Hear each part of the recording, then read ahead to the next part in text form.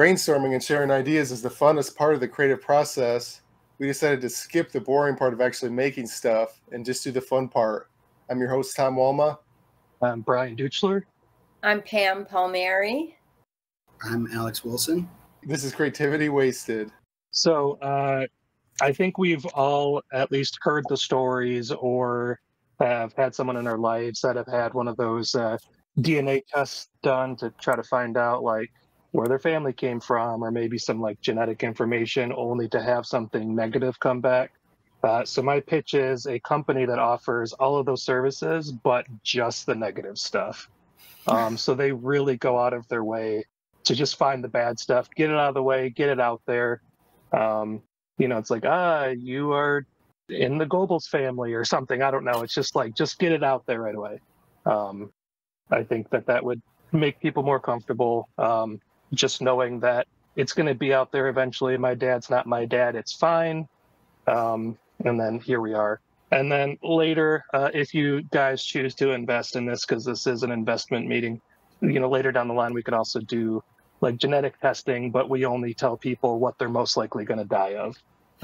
So I think it's an important service that we need to offer to the world. I did legitimately overhear someone at work talk about wanting to do one of those tests, but not wanting to find out that their dad wasn't their dad. And that was the only reason that they weren't going to do it. So I'm just like, let's just get it out of the way, right? Like, it's going to come out in the deathbed. It's going to come out in the wash eventually. Let's just be the ones to offer that service just to do it for you, And on a more personal level, when I had my test done, I found that some of my family, and by extension me, have direct ties to Charlemagne, and that made me feel real bad. So I want all of you to be miserable as well. So, Charlemagne. I'm an idiot. He's basically responsible for modern Roman Catholicism. Is basically, we can cut that part out. We don't have to get into religion, but for your learned listeners, they're going to know. So, right away why. Have you ever read the fine print on any of those DNA tests? Oh, everyone already has all of my information. We're good with that. I fully expect to never be insured again. I fully expect. It's worse than that. They own your DNA. The DNA. Oh, good. My DNA hasn't done shit for me, so they can have it. Yeah. They'll tell you if your clone will commit a crime. Yeah. They can own my DNA. I'm 34. I got creaky knees. I'm bald as fuck. Like, they can have it. It hasn't done shit for me. So, will it tell me when I'm gonna go bald? I think I feel like the service that I'm gonna offer is just tell you which Nazi you're related to. Like, I feel like at the end of the day, that's really what it comes down to. Yeah. Yeah, I'm mostly Dutch, so I think it would go like the Dutch were heavily involved in the slave trade. Like the Dutch East India Company or something. Yeah. We'll uncover all those skeletons, Mr. Walma. We'll put them front and center. And the thing is, like, really what we're getting down to is, I think in this country we can just kind of make up rules. So I think it should be mandatory. Like, everyone just has all of their fucking dirty laundry out there. It's like, Tom, you're distantly related to 34 Nazis. Alex, you're currently related to Nazis. I don't know. It's just, we got to figure it out. Should start wearing a wig then. A what? I lost the volume. Can you guys hear? Alex, can you try to say something? Is that any better? Yeah, I didn't hear Pam either. Like, both of you went quiet for some reason on my end. I still can't hear it, Pam. So the DNA thing, I had a relative take one of those DNA tests, and we had like a Christmas party, and she handed everybody like a bound, like 20-page thing that like described like what our great grandparents did and stuff on the Walma side. And the thing, none of it was interesting. There was like a boxer from the 1920s. I think every white male in the 1920s was a boxer. I remember that, and I remember thinking this was an adult that made this, but the wording sounded like a 5th grade book report. Like, I don't know what about it made it sound. I can just picture it. I am, this is the, I pictured just the phrasing just seemed like a 5th basic grade phrasing. Yeah, it just sounded, I feel bad for this cousin who put so much effort into it, and all I can think is that it looks like a little kid made it. Generations later, just shit talking your family. But you know what I like to think about is like my grandkids or great grandkids, they're just going to hear clips of me on Creativity Wasted, and they're going to be like, that was my great grandpa. That's what he was all about. This is your legacy. This is everybody's, all the comics. It's their thing on the internet that haunts them, haunts their job prospects. If this is the least thing haunting my future career prospects, I'll be fine with that. I had one guy who made his idea was something related to eating or something. I might edit this out. And he wanted it taken down because he's like a teacher.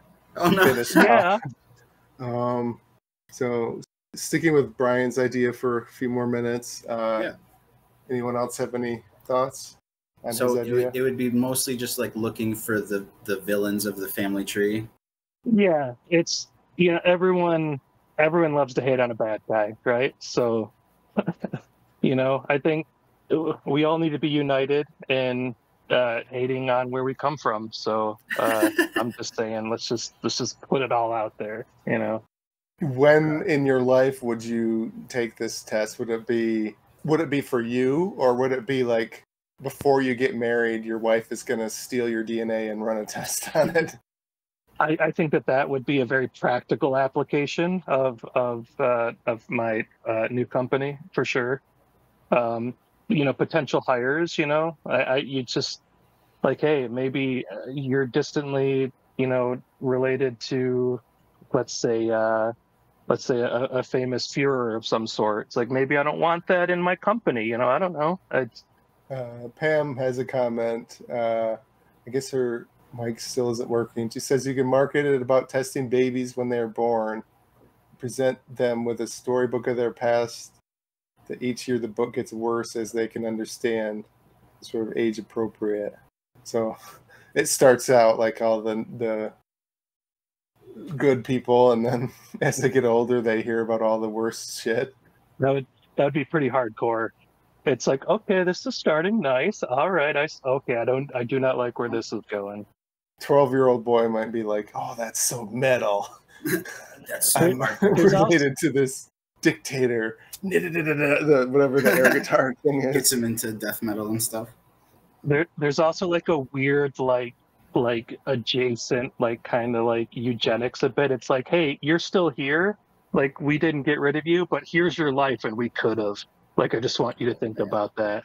Like, it's diet eugenics. Yeah, I was gonna say it sounds a little bit slippery slope towards like it's like we didn't go there, but like we could go there. It's just like, it's basically a vague threat. That's what it is. Yeah. Yeah. It's like the Ashley Madison of DNA. Yep. Digging for those affairs. I'm trying to provide a service, okay? That's all I'm doing here. Yeah. Oh, man. Would you present people with, like, counseling options if they found out some really bad shit? Or just, like... No, this is America. We don't do that shit here. No, you're on your own. Pick yourself up by your bootstraps, you pansy, and get back to work, okay? Do you judge the person who's ordering the test, and like, if they seem to be a complete douchebag, do you look harder for the dirt to just put them down a peg?